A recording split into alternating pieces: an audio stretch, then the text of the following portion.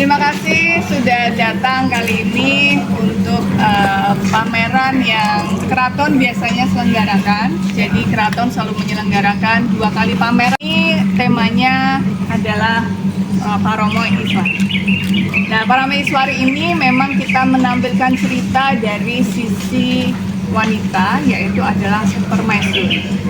Jadi di sini nanti kita bisa lihat bahwa seorang permaisuri itu tidak hanya luluran minum jamu gitu ya.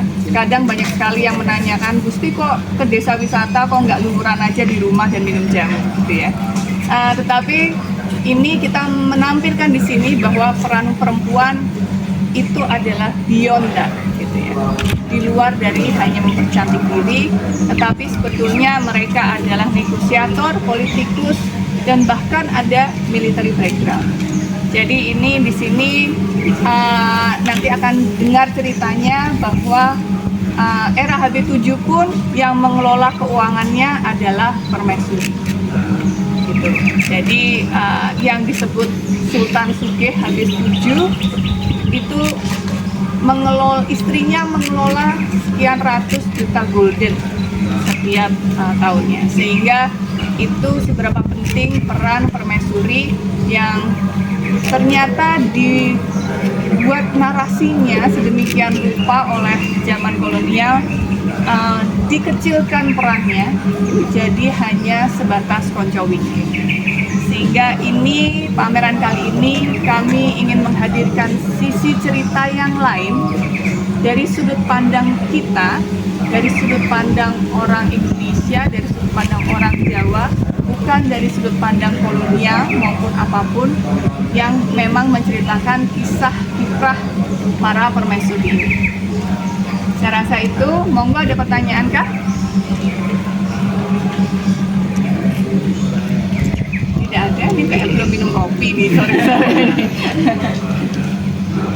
Nanti di sini ada 7 permaisuri yang akan ditampilkan sendiri-sendiri dengan dari permaisuri HB1 hingga HB10.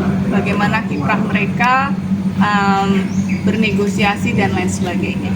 Sehingga nanti selamat menikmati pamerannya, dan saya harap bahwa pameran ini bisa menghadirkan sebuah fresh mindset terhadap perempuan zaman sekarang, bahwa kita bukanlah second citizen, kita adalah equal, kita juga adalah manusia yang memiliki kemerdekaan dalam berpikir maupun atas dirinya. Itu quote dari Ibu, nanti ada di akhir. Nanti di akhir akan ada juga pertanyaan bagaimana wanita ada di benak. Jadi ini kita hadir di sini untuk merubah mindset yang dulu dibuat sebagai sebuah bentuk kotak, yang kita sebagai perempuan harus bisa keluar dari kotak itu sendiri, dan bagaimana laki-laki harus mau dan mampu berbagi peran dengan perempuan. Saya rasa itu dari saya. Kalau tidak ada pertanyaan, ada pertanyaan atau tidak? Tidak? Tidak? Baik, silahkan langsung menuju ke ruang pamer. Nanti ceritakan dan beri komentar ya terhadap pameran ini. Silahkan, monggo. Nah, ini adalah kompor. Sini biar nggak menutup jalan, mencoba untuk mencari terminologi yang begitu sesuai untuk bisa melihat sebenarnya permaisuri sendiri sejauh mana memiliki kuasa atas tata pemerintahan. Titik itu kita etimologi dari seorang permaisuri. Permaisuri sendiri dalam bahasa Jawa kemudian sering ditulis sebagai Parama Iswara, dan ini rupanya terdiri dari dua kata. Parama yang berarti itu langkung, berarti istimewa. Kemudian Iswari berarti luhuring pawestri atau perempuan yang luhur. Sehingga Parama Iswari dalam satu kamus bahasa Jawa Purwodarminto disebut sebagai lebih dari perempuan utama. Dari bahasa ini kami kemudian mencoba untuk menganalisis bukan hanya persoalan tadi konco wingking atau pacak anak masa. Konsep dan konteks perempuan di Keraton Jawa itu yang dianggap ideal. Mereka kemudian difigurkan dalam sebuah potret-potret yang begitu ayu, yang begitu menarik. Bikin figuran inilah yang kemudian membuat kami paham bahwa gerak dan langkah perempuan ternyata dibatasi. Istilah konstruksi yang paling ideal seperti halnya Sembodro kemudian dilekatkan pada perempuan Jawa pasca Perang Jawa, dan struktur yang tadinya sudah cukup kuat kemudian dikerdilkan. Ruangnya ini melakukan persempitan pada perempuan melalui pola pikir, dan adalah yang memiliki, mohon maaf, payudara yang sintal, perempuan yang kemudian meski tampaknya pantas dianut dan dijalankan. Pikirkanlah lebih dulu, setelah itu dan kami tuliskan kembali dalam Latinnya dan dalam aksara Jawanya sekaligus kami terjemahkan dalam dari kondisi hari ini, kondisi di mana dikotomi laki-laki dan perempuan paling kentara dan hari ini menjadi prominent dari seorang perempuan itu terutama di bias via the boundaries. Bagaimana seorang menemani suaminya dalam perang gerilya. Secara kondisi ditinggal oleh suaminya perang gerilya. Pasca perjanjian Bianti 1755, GKR Kadipaten kemudian berubah menjadi permaisuri, dinobatkan sebagai permaisuri mendampingi tata pemerintahan Sultan Hamengkubuwono pertama, sekaligus menjadi panglima perang dari Kesatuan Prajurit Lamengkusumo. Teman-teman nanti bisa lihat dengan Sultan Hamengkubuwono kedua ketika terjadi peristiwa Gegesik. Prajurit perempuan inilah yang bernyali besar melindungi Sultan di antara para pangeran yang mereka sudah lari, bersembunyi di desa, bersembunyi di balik tembok-tembok keraton. Rupanya tidak hanya perempuan, tidak hanya permaisuri yang di Kesatuan Prajurit Lamengkusumo, tetapi beliau juga merupakan sebuah Bu Ageng. Dan karena selisih dengan di sisi lain, di ruangan ini kami juga menghadirkan narasi terkait dengan GKR Sultan dari kembalinya Sultan pasca kekalahan Inggris dalam perjanjian Wina. Kemudian pemerintahan Inggris di Jawa digantikan kembali oleh Belanda, sehingga Sultan Hamengkubuwono diasingkan di Penang, maka dikembalikan ke Batavia. Pemerintah Belanda pada saat itu masih merasa bahwa Sultan tetap diasingkan. Dari Batavia di masa pemerintahan Hindia Belanda, beliau bawa permaisuri terakhir, permaisuri keempat, GKR Sultan atau Raden Ayu Andoyoningrat.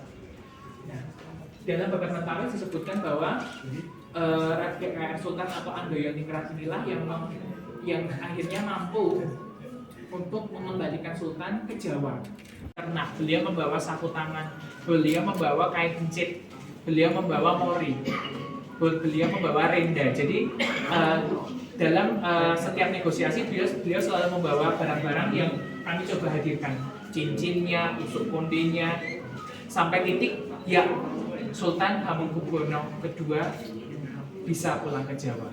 Saat itu pemerintah kolonial memberi dua pilihan, apakah Sultan akan kembali ke Jawa melalui Surabaya atau Batavia, dan Sultan memilih melalui Batavia. Jadi kembalinya Sultan dari Saparua ke Jawa kan tidak mungkin berenang. Jadi permaisuri harus melalui aksi yang ditulis secara terkait dengan satu definisi permaisuri. Ternyata dalam terminologi Pramudiawan kemudian ada semakuri sampai titik di mana merasa bahwa pemerintahan pada masa tersebut maju. Akhirnya Ratu Suwita menjadi raja, Tribhuwana menjadi raja, Gayatri menjadi raja sebagai seorang permaisuri. Pero di Jawa kuno kemudian tetapi tradisi Kacugombyo atau kalau dalam bahasa Inggris chatelaine, cantelan gitu ya, bukan dalam bahasa Jawa. Chatelaine gitu. Chatelaine ini merupakan kebudayaan Eropa yang hadir sejak abad ke-16 dan 17 awal. Chatelaine ini merupakan atau dimiliki lebih tepatnya di Eropa ini selalu dimiliki oleh perempuan tertua dari keluarga tersebut yang nantinya akan menjadi pewaris. Sama Kacugombyo ini pasti akan hadir pada kesatuan busana adat yang digunakan, yang selalu digunakan baik itu permaisuri atau putri sultan karena berhubungan dengan struktur sosial. Di keraton sendiri kami menyebutnya sebagai Kacugombyo yang selalu diselipkan di pinggang atau di pinggul bagi seorang permaisuri yang jadi Sultan Hamengkubuwono III sendiri hanya bertahta selama 2 tahun, kemudian GKR Kencono harus mendorong putranya yang masih berusia 10 tahun untuk naik tahta. Anak 10 tahun harus mengurusi urusan tata kota kerajaan, repot. Mau tidak mau harus mengambil alih tatanan kota kerajaan, harus mengurusi tatanan-tatanan politik, harus mengurusi urusan ekonomi, urusan agraris, urusan upeti, aturan pemerintahan atau membuat sebuah aturan pemerintahan. Satu hal yang paling kentara bagaimana kemudian hingga permaisurinya tidak banyak berperan. Kecenderungan peran-peran dilakukan oleh Dewan Wali.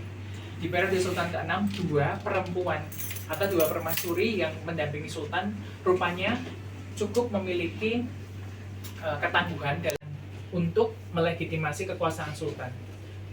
Beliaulah yang kemudian membuat sebuah aturan busana. Jangan dibayangkan sekarang kemudahan teknologi membuat kita bisa mengidentifikasi bahwa ini adalah Jokowi, ini adalah Ma'ruf Amin.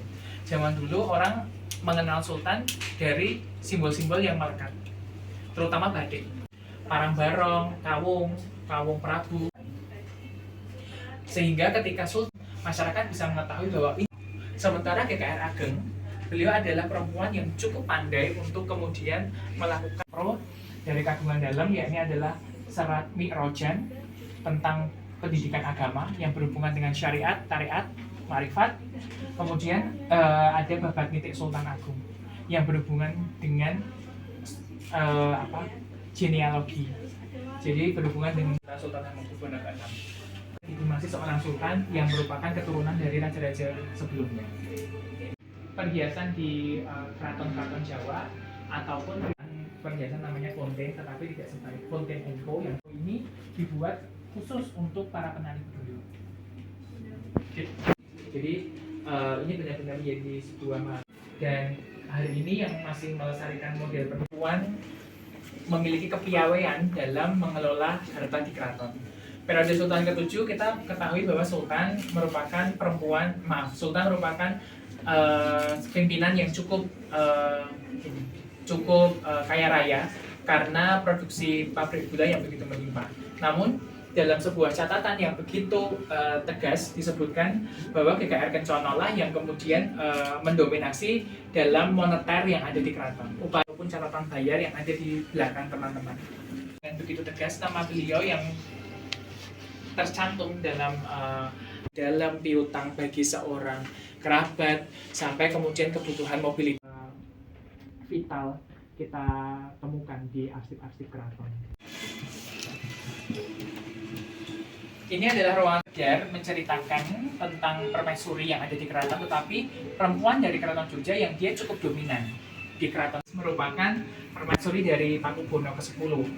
GKR Timur merupakan permaisuri dari Mangkunegoro ke-7.